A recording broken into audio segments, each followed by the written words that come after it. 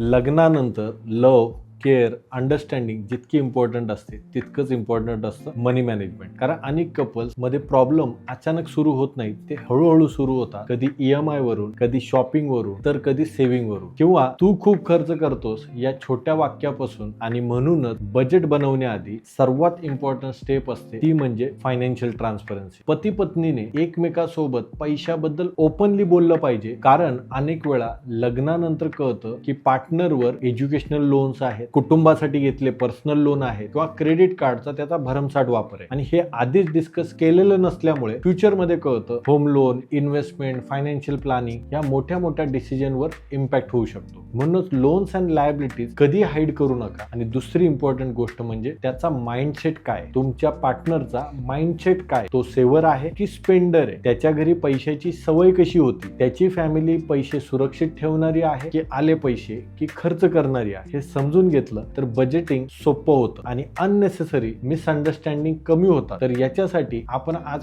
Practical budgeting कडे वळूया. कपलसाठी सर्वात फेमस आणि प्रॅक्टिकल फॉर्म्युला म्हणजे 50-30-20 चा रूल. तो रूल काय सांगतो, तुमच्या जॉईंट इन्कमचे 3 पार्ट करा. पहिले 50% तुमच्या नीडसाठी म्हणजे गरजांसाठी. हे कर्ज तुम्ही अवॉइडच करू शकत नाही. ते म्हणजे रेंट असेल, होम लोनचा EMI असेल, ग्रॉसरी असेल, इलेक्ट्रिसिटी बिल असेल, नेटफ्लिक्स असेल, चिल्ड्रन फीज असतील, हे सगळं त्याच्यामध्ये. याला बोलतात एसेन्शियल खर्च. त्याच पद्धतीने पुढचे 30% जे आहेत ते वॉन्टसाठी. आयुष्य आपण फक्त डाळ भातावर जगू शकत नाही, त्याच्यासाठीच हॉटेलिंग आहे, मूवी आहे, ट्रॅव्हलिंगला जाणं, याही गोष्टी आज कालांतराने आपल्याला करणं गरजेचं आहे. कारण लाईफ फक्त बिल भरण्यासाठी नाही तर एन्जॉयमेंट सुद्धा झालीच पाहिजे, पण त्याच्यामध्ये बॅलन्स होणं गरजेचं आहे. आणि शेवटी उरलेले 20% हे तुमच्या सेव्हिंग आणि इन्व्हेस्टमेंटसाठी. तर रिटायरमेंट प्लॅनिंग असेल, तुमची मुलांचं एज्युकेशन असेल, भविष्यात घर घ्यायचं असेल, तर याच्यासाठी आपल्याला सेव्हिंग करणं गरजेचं आहे. पण हे जे 20% मी तुम्हाला सांगितले, हे जर तुम्ही आधीच काढून ठेवले आणि 80% मध्ये जर तुम्ही तुमचा प्रपंच चालवत राहिला, खूप फॅमिलीचा प्रॉब्लेम होतो मनी मॅनेजमेंट मध्ये. आणि त्या मनी मॅनेजमेंट मध्ये जबरदस्त सिस्टीम आहे, ती म्हणजे 4 बँक अकाउंट स्ट्रॅटेजी. अनेक घरामध्ये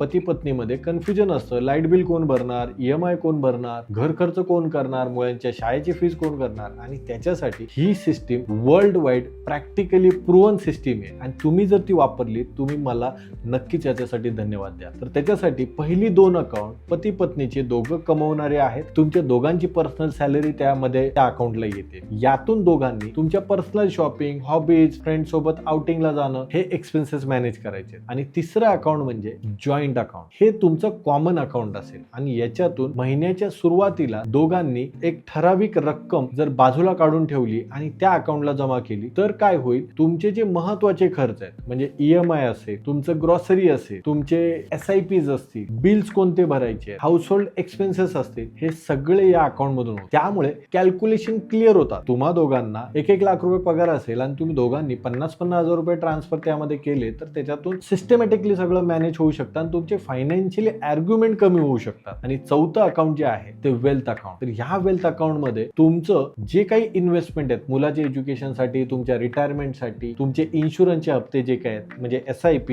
इन्व्हेस्टमेंट, इमर्जन्सी फंड, हे सगळं त्याच्यातून मॅनेज केलं गेलं पाहिजे. तुमच्या दोघांचे 1-1 लाख म्हणजे दोघांचे 12-12 लाख रुपये, 24 लाख रुपये झाले. ह्या 24 लाखामधून तुमचे खर्च किती झाले आणि तुमची सेव्हिंग किती झाली हे तुम्हाला वर्षाअखेरीस लगेच कळून जाईल. आणि हो, इमर्जन्सी फंड बजेट प्लॅनिंग मध्ये खूप महत्वाचा रोल, म्हणजे हा तुमचा हिडन मित्र आहे जो तुम्हाला आर्थिक मंदी आली, जॉब गेला तर तेव्हा मदत करू शकतो. तर ह्याच्यासाठी एक लक्षात ठेवा, पहिल्यांदा तुमच्याकडे 3 महिन्याचा असायलाच पाहिजे. 3 महिन्याचा जमा झाला 6 महिने, 6 महिन्याचा जमा झाला 9 महिने, 9 महिन्याचा जमा झाला तर 12 महिने. आणि लक्षात घ्या, जर तुमच्याकडे 12 महिन्याचा जर इमर्जन्सी फंड असेल तर तुमचं लाईफ झिंगालाला होऊन जाईल. यासाठी त्याच्या पुढे जर आपल्याला बजेटिंग मध्ये जायचंय तर स्मार्ट स्पेंडिंगचं प्लॅनिंग असायला पाहिजे. घरातले खर्च कंट्रोल करण्यासाठी एक इंटरेस्टिंग रूल आहे. जगभरामध्ये जेवढे रिचेस्ट लोक आहेत त्यांनी हा रूल वापरून खूप आपल्या जीवनामध्ये बदल करून घेतलाय. तो रूल म्हणजे कॉस्ट पर यूज रूल. म्हणजे एखादी वस्तू आपण किती वेळा वापरणार आहे त्याच्यावर तिची ऍक्च्युअल व्हॅल्यू ठरते. म्हणजे जर तुम्ही